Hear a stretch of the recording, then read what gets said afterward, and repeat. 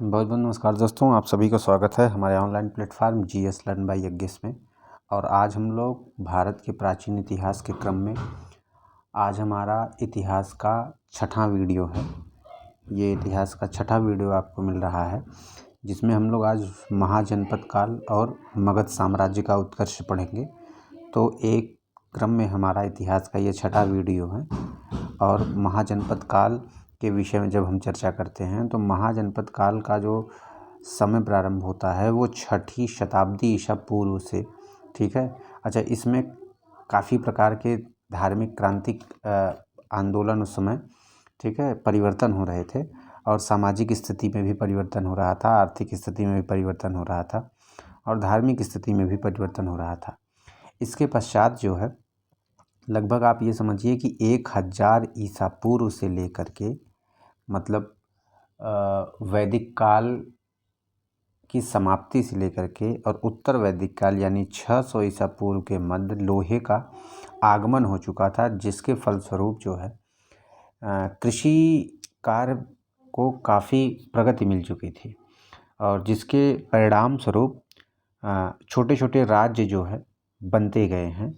यानी कि आप ये कह सकते हैं कि लोहे के आगमन के फलस्वरूप जो कृषि व्यवस्था थी वो पहले से काफ़ी स्थायित्व उसको मिल चुका था एवं छोटे छोटे कबीले उस समय बन रहे थे। अच्छा, बुद्ध के समय के पहुँचते पहुँचते मतलब बुद्ध का जो समय था वहाँ तक पहुँचते पहुँचते जन का अत्यधिक रूपांतरण हो चुका था। जन यानी आप ये समझिए कि जो मनुष्य थे वो छोटे छोटे कबीलों में रहने लगे, तो वो जो लोग थे उनका जो समूह बना, ठीक है, वो जन के रूप में काफ़ी विस्तारित होता गया और ये अंत में इसका रूप जो बढ़ गया वो महाजनपद के रूप में इसका विस्तार होने लगा। तो जब हम बौद्ध महाजनपद काल की विषय में चर्चा करते हैं तो महाजनपद काल जो है तो यहाँ जनपदों का जो स्वरूप बन रहा था वो धीरे धीरे छोटे छोटे कबीलों में बढ़ते हुए और उन कबीलों का एक विस्तार स्वरूप बन गया, जिसके बाद ये जन का अत्यधिक रूपांतरण हो जाने के बाद ये जनपद के रूप में परिवर्तित हो गया। अच्छा, जब हम लोग महाजनपद काल के विषय में जब चर्चा करते हैं तो महाजनपद काल जो है उसका जो हमको शुरुआती उल्लेख मिलता है कहाँ से मिलता है, तो एक तो हमारा है बौद्ध ग्रंथ और एक है हमारा जैन ग्रंथ। जैन ग्रंथ तो बौद्ध ग्रंथ के अंगुत्तर निकाय और जैन ग्रंथ के भगवती सूत्र से, इन दोनों से हमें 16 महाजनपद का पता चलता है, ठीक है। तो बौद्ध ग्रंथ अंगुत्तर निकाय और जैन ग्रंथ भगवती सूत्र से हमको 16 महाजनपद का पता चलता है। अच्छा, ये 16 महाजनपद का जो हमको पता चलता है, इस 16 महाजनपदों में अच्छा इनका और जो उल्लेख है भैया कि मैं उसकी चर्चा कर रहा हूँ। अच्छा, इनका जो और उल्लेख है जैसे पाणि के अष्टाध्यायी में 22 महाजनपदों का हमको पता चलता है। तो पाणि का जो अष्टाध्यायी है, इनका जो व्याकरणिक ग्रंथ है, व्याकरण से संबंधित जो ग्रंथ है, उसमें 22 महाजनपदों का पता चलता है। 16 महाजनपद में 2 महाजनपद गणतंत्रात्मक थे, मतलब ऐसे राज्य जिसका शासक राजा न हो करके, ठीक है, उसका शासन जो था वो संघों के रूप में होता था, मतलब कोई एक विशेष राजा ऐसे राज्य में नहीं था। तो वो कौन कौन से थे? वो वज्जी और मल्ल थे, मैं आगे इसकी चर्चा करूंगा, ठीक है। और शेष राजतंत्रात्मक थे, जिसका अध्यक्ष जो था वो एक व्यक्ति था पर्टिकुलर। तो 16 महाजनपद व उनकी राजधानियों के संदर्भ में चर्चा कर लेते हैं, क्योंकि जब 16 महाजनपद हम पढ़ रहे हैं तो 16 महाजनपद में उनकी राजधानियों पर चर्चा करना बहुत आवश्यक है, ठीक है। अच्छा, 16 महाजनपद जो है राजाओं द्वारा शासित होते थे और इसमें जो महत्वपूर्ण जो सबसे प्रभावशाली महाजनपद थे, उसमें सबसे शक्तिशाली महाजनपद जो था वह मगध था। तो पहले हम लोग 16 महाजनपदों को एक क्रम से देख लेते हैं। तो इसमें पहला जो महाजनपद है वह है काशी, और काशी की जो राजधानी थी वो वाराणसी थी। आज भी वाराणसी जो है आपका भारत का सबसे प्राचीन नगर है। अथर्ववेद में काशी का उल्लेख मिलता है आपको। महाभारत में इसकी स्थापना, मतलब महाभारत जो ग्रंथ है उसमें इसकी स्थापना किसने की थी? तो राजा दिवोदास ने की थी। ऐसा उल्लेख हमको महाभारत ग्रंथ से प्राप्त होता है काशी के संदर्भ में। आगे देखते हैं हम लोग। भारत का सबसे प्राचीन नगर है। ऐसे ऐसे ही फैक्ट्स की चर्चा की जाएगी जो महत्वपूर्ण हैं। जिन महाजनपदों में जो चीज़ें अति आवश्यक हैं मैं उन्हीं की चर्चा करूंगा और अन्य किसी चीज़ों की चर्चा नहीं करूंगा। मतलब ऐसी चीज़ों की चर्चा नहीं करूंगा जिससे जो हमारे परीक्षा के दृष्टिकोण से उपयोगी ना हो, और हमको ऐसी ही चीज़ें पढ़नी है जो परीक्षा के दृष्टिकोण से हमारे लिए अत्यंत महत्वपूर्ण हो। अन्यथा हमको उन चीज़ों को थोड़ा सा किनारे करते हुए चलना है। ठीक है। अच्छा, तो काशी की मैं चर्चा कर रहा था। अच्छा, सर्वाधिक शक्तिशाली उस समय का यह जो राज्य था, काशी सबसे शक्तिशाली राज्य था। आइए, अच्छा, इसके प्रमुख केंद्र ये जो था, ये तो किस चीज़ का प्रमुख केंद्र था? तो सूती वस्त्र वगैरह, संगीत और शिक्षा के क्षेत्र में, संगीत और शिक्षा के क्षेत्र में आज भी काशी काफ़ी ख्याति लब्ध है। दूसरा महाजनपद है कौशल। कौशल की जो राजधानी थी वह श्रावस्ती थी, और आज का जो अवध प्रांत है, अवध क्षेत्र है कौशल, यानी आप समझिए फैज़ाबाद, गोंडा, बहराइच वाला जो क्षेत्र है वो अवध का क्षेत्र, वह कौशल के अंतर्गत आता है। सरयू नदी के किनारे है, आपको पता ही है। और कौशल के संदर्भ में और विशेष, हाँ, कौशल में एक चीज़ और आप इसको जोड़ सकते हैं कि यहीं के सबसे, आप नाम सुने होंगे, प्रसेनजित। प्रसेनजित जो था शासक, वो कौशल राज्य का ही राजा था। आइए आगे देखते हैं। अंग, एक मिनट। अंग की राजधानी चंपा थी, और आज का मुंगेर और भागलपुर, यानी बिहार का जो क्षेत्र है मुंगेर और भागलपुर है, वह अंग जो है आपका 16 महाजनपदों के अंतर्गत जो आता है, उसकी राजधानी चंपा, अंग। ठीक है। अच्छा, उसके बाद हम लोग चर्चा करते हैं मगध की। मैंने बताया इसको गिरिव्रज या राजगिरी कहा जाता है, आज का पटना।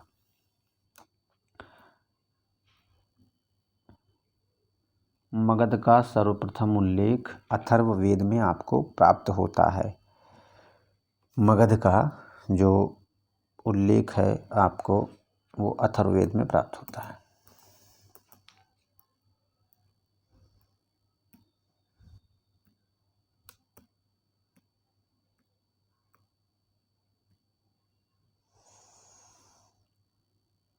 रामायण में, एक मिनट, एक मिनट,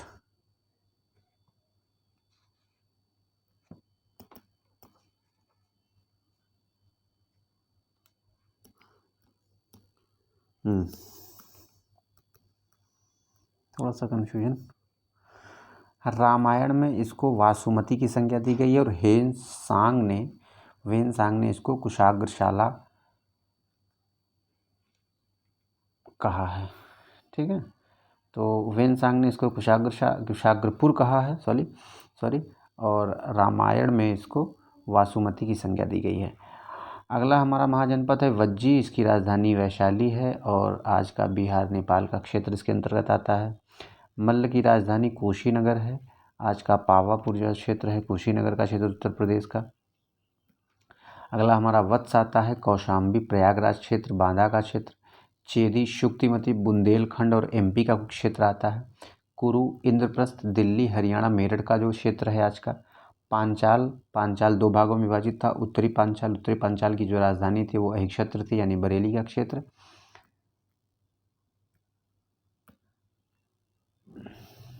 और दक्षिणी पांचाल की राजधानी काम्पिल्य थी, जो कि आज का फर्रुखाबाद का क्षेत्र है।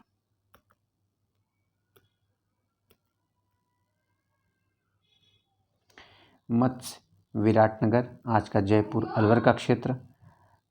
कांधार, तक्षशिला राजधानी, आज का पाकिस्तान का क्षेत्र। कंबोज, राजधानी हाटक, आज का कश्मीर व पाकिस्तान का क्षेत्र। अवंती 2 भागों में था, उत्तरी अवंती उज्जैनी और दक्षिणी अवंती माहिष्मती। ठीक है। 15वां हमारा है शूरसेन, मथुरा, ब्रज क्षेत्र। अश्मक, राजधानी पोटन या पोटली, आज का नर्मदा व गोदावरी नदी का क्षेत्र जो है, उतना दूर का क्षेत्र वह अश्मक के अंतर्गत आता था। तो ये हमारे प्रमुख 16 महाजनपद थे। आइए ग्राफ के माध्यम से हम लोग इसकी चर्चा कर लेते हैं। तो ग्राफ में हम ये देखते हैं कि कौन कौन सी क्षेत्र मतलब कहाँ कहाँ तक इसका विस्तार था। तो हम ये देख लेते हैं कि उत्तर पश्चिम में यानी कम्बोज का जो क्षेत्र था वो कश्मीर और पाकिस्तान तक इसका विस्तार था। अवंती, ठीक है, नर्मदा नदी तट तक इसका विस्तार था। दक्षिण में गोदावरी तक इसका विस्तार था। और अंग यानी बिहार, उत्तर की तरफ, ठीक है, बिहार तक इसका विस्तार था। तो 16 महाजनपद जो थे उसका विस्तार कुछ इस प्रकार था। इसके पूर्व मैंने चर्चा की थी 16 महाजनपदों में 2 गणतंत्रात्मक थे, वज्जी और मल्ल। 16 महाजनपद ये आपके जो थे इसका 16 महाजनपद, इसको हम लोगों ने अच्छे से देख लिया। अच्छा, मगध राज्य का उत्कर्ष देख लेते हैं। तो मगध राज्य का उत्कर्ष आप एक छोटा सा सूत्र याद कर लीजिएगा। थोड़ा सा इसको मैं छोटा कर देता हूँ। आप एक सूत्र याद कर लीजिएगा, इससे जो है आपको आसानी से मगध राज्य के उत्कर्ष के जो भी प्रारंभिक राज्य रहे और उसको आप याद कर लेंगे। तो अक्सर परीक्षा में पूछ लेता है। हशिन मौशुकांद्र, कुगुपु, ह से हर्यक वंश, श से शिशुनाग वंश, न से नंद वंश, म से मौर्य वंश, श से शुंग वंश, कांध्र से आंध्र सातवाहन वंश, कु से कुषाण वंश, गु से गुप्त वंश, पु से पुष्यभूति वंश। अब इन सारे जो भी राज्य हैं इन पर हम लोग एक क्रम से इनकी चर्चा करेंगे, ठीक है। तो इस वीडियो में आइए हम लोग हर्यक वंश से प्रारंभ करते हैं। तो हर्यक वंश के संदर्भ में हम लोग देखते हैं। तो हर्यक वंश जो है इसका संस्थापक बिंबिसार था। इसकी राजधानी राजगृह थी। इसका अन्य नाम श्रेणिक है। जैन साहित्यों में इसको श्रेणिक की संज्ञा दी गई है। पुत्र इसका अजातशत्रु है जो बाद में इसकी हत्या करके स्वयं गद्दी पर बैठता है। पत्नी इसकी, अच्छा, इसने जो है लगभग 501 विवाह किए थे और विवाह से ये साम्राज्य का विस्तार करता था। महाकौशल यह पहली पत्नी थी, प्रसेनजित की बहन थी और इसका जो वैद्य था वह जीवक था, ठीक है। आइए अगला हम देखते हैं। तो अगला अजातशत्रु, इसने अपने पिता की हत्या करके गद्दी पर यह बैठा था। इसका अन्य नाम कुणिक है, पितृहंता है और वैदेही पुत्र है। इसने जो अपने साम्राज्य का विस्तार किया उसमें किस प्रकार के युद्ध हथियारों का ये उपयोग करता था। तो इस प्रकार इसके 2 हथियार थे, रथमूसल और महाशिला कंटक। इसको याद रख लीजिएगा, बहुत इंपॉर्टेंट है। रथमूसल और महाशिला कंटक जो है इसके हथियार थे। इसी हथियार के माध्यम से, इन हथियारों के माध्यम से अजातशत्रु जो है वह युद्धों में इसका प्रयोग करता था। आइए आगे देखते हैं। अच्छा, इसका पुत्र जो है उदयन,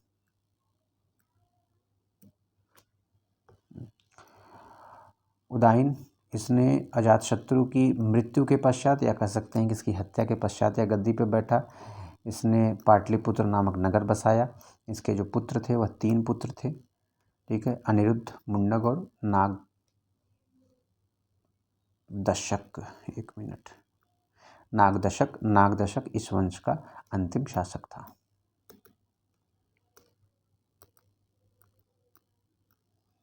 आइए अगला वंश देखते हैं हम लोग, शिशुनाग वंश। शिशुनाग वंश संस्थापक शिशुनाग था और राजधानी इसकी क्या थी, तो वैशाली थी। बहुत महत्वपूर्ण नहीं है, इसमें जो जो महत्वपूर्ण है मैंने उन्हीं चीज़ों को सम्मिलित किया है।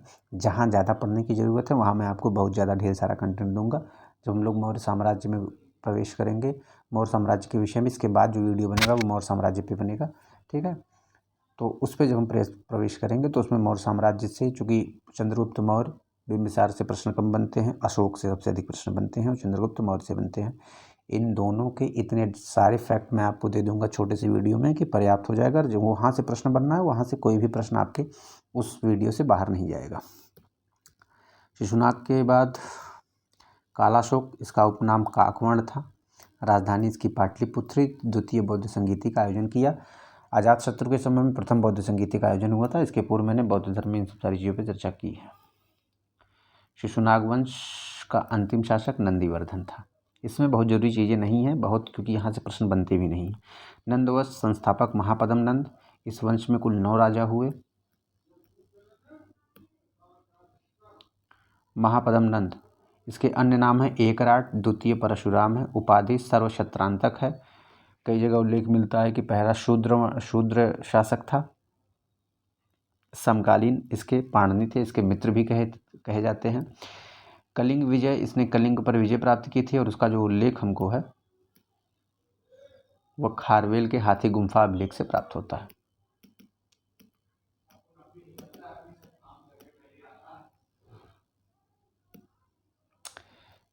धनानंद किसके समकालीन, तो सिकंदर का समकालीन। ग्रीक लेखकों ने इसको अग्रमीज और जैनेन्द्रमीज कहा है अपने ग्रंथों में। यह नंदवंश का अंतिम सम्राट था। यह नंदवंश का अंतिम सम्राट था। इसके बाद इसकी हत्या करके चंद्रगुप्त मौर्य और चाणक्य ने मौर्य साम्राज्य की स्थापना की। और मौर्य साम्राज्य की स्थापना के बाद में हम लोग मौर्य साम्राज्य को बड़े विस्तार से पढ़ेंगे क्योंकि सबसे इम्पोर्टेंट है। पोषक जैन मतावलंबी था, जैन धर्म को मानता था। इसके जैन अमात्य कौन कौन से थे, तो शक्टाल और स्थूलभद्र थे।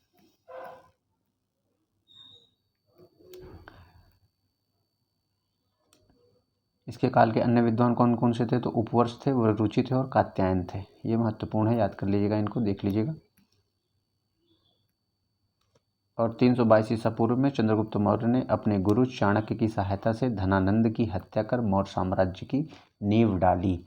अब यहाँ से आपको मौर्य साम्राज्य की विषय में जानकारी प्राप्त होगी। उसके पूर्व भारत पर विदेशी आक्रमणों की चर्चा करने के बाद, मतलब कि भारत में जो प्रथम विदेशी आक्रमण हुआ फारस यानी ईरान के हखामनी शासकों ने किया था, और जो पहला सफल आक्रमण था वो डेरियस का था, दारा फर्स्ट का था। और उसके 2-3 अभिलेख हैं, उसमें बेहिस्तून, पार्लिपोलस और नक्शे रुस्तम में चर्चा की गई है किन किन जगहों की। ठीक है, इस पे चर्चा करते हुए हम लोग अलेक्जेंडर की चर्चा करेंगे, यानी सिकंदर की चर्चा करेंगे। सिकंदर के आक्रमण को देखने के बाद फिर हम लोग मौर्य साम्राज्य पर चर्चा करेंगे। तो मौर्य साम्राज्य का विस्तार देखा जाएगा। ठीक है, और मौर्य साम्राज्य के प्रारंभिक, चंद्रगुप्त मौर्य के प्रारंभिक जीवनों की चर्चा की जाएगी। कहाँ कहाँ उसका उल्लेख मिलता है, उसने किन किन चीज़ों पर विजय हासिल की है, किन किन राजाओं से युद्ध लड़ा, कहाँ तक अपने राज्य का विस्तार किया। फिर अशोक की बात करेंगे, उसके प्रारंभिक जीवन। फिर बौद्ध धर्म से उसका लगाव, उसने कहाँ कहाँ बौद्ध धर्म को विस्तारित करने के लिए, उसका प्रसार करने के लिए अपने बेटे को बेचा, नेपाल भेजा, अपनी लड़की को भेजा, श्रीलंका भेजा। तो इस प्रकार अशोक के लगभग 43 से ज़्यादा अभिलेख प्राप्त हुए हैं। उन अभिलेखों में, उनके स्तंभ लेखों में, ठीक है, उस सब सारी चीज़ों पे चर्चा की जाएगी मौर्य साम्राज्य में, मौर्य वंश के अंतर्गत। तो चंद्रगुप्त मौर्य और अशोक ये अति महत्वपूर्ण है परीक्षा के दृष्टिकोण से। तो हम लोग मौर्य साम्राज्य पर चर्चा करेंगे अगली वीडियो पे। इसके बाद जो वीडियो हमारा आएगा वो भारत पर ईरानियों या फारस का आक्रमण, उसको देखा जाएगा। उसके बाद हम लोग मौर्य साम्राज्य पर चर्चा करेंगे। तो मौर्य साम्राज्य को अच्छे से पढ़ना, क्योंकि यहाँ से 100 प्रश्न बनते हैं। प्राचीन भारत से प्रश्न बनना है तो वैदिक कालीन सभ्यता, जैन धर्म, बौद्ध धर्म, वैदिक कालीन सभ्यता, वैदिक सभ्यता, जैन धर्म, बौद्ध धर्म, महाजनपद काल से बहुत प्रश्न बनेंगे। तो 16 महाजनपद से प्रश्न बन जाते हैं। 16 महाजनपद, उनकी राजधानी या वर्तमान में वह क्षेत्र कहाँ कहाँ तक है या कहाँ कहाँ तक माना जाता है उस समय की स्थिति को देखते हुए। और मौर्य साम्राज्य से प्रश्न बनता है, तो मौर्य साम्राज्य से सबसे अधिक प्रश्न बनता है। ये 4-5 पॉइंट ऐसे हैं, 4-5 चैप्टर ऐसे हैं, वैदिक काल, जैन धर्म, बौद्ध धर्म और महाजनपद काल के 16 महाजनपद, उनकी राजधानी और मौर्य साम्राज्य। तो इससे प्राचीन भारत से प्रश्न यहाँ से बनने हैं। इसको बाकी जो मैंने वैदिक धर्म और जैन धर्म, इसमें कोई भी कंटेंट छोड़ा नहीं, सब आपको बता दिया है। इसके बाद हम लोग मौर्य साम्राज्य को भी अच्छे से विस्तार से पढ़ लेंगे। फिर गुप्त साम्राज्य, उसके बाद संगम युग आ जाएगा। तो हमारा यहाँ पे 2-3 वीडियो में, 3-4 वीडियो में हमारा प्राचीन भारत का इतिहास समाप्त हो जाएगा। उसके बाद हम लोग मध्यकालीन भारत की चर्चा करेंगे। तो इसको अच्छे से पढ़ लेना है, इसको देख लेना। मौर्य साम्राज्य को मैं बहुत अच्छे से पढ़ाऊंगा, आप लोगों को सारा कंटेंट आप लोगों को दे दूंगा। तो आज की वीडियो में हमारा महाजनपद काल, इसको देख लीजिएगा। इसमें बहुत कुछ था ना, इसीलिए छोटा वीडियो है। ठीक है, तो अगले वीडियो में हम लोग मौर्य साम्राज्य पर चर्चा करेंगे। तो आज की वीडियो में बस इतना ही। हमारे channel GS learn by Yagnesh को लाइक करिए, सब्सक्राइब करिए, ज़्यादा शेयर करिए। बहुत बहुत धन्यवाद।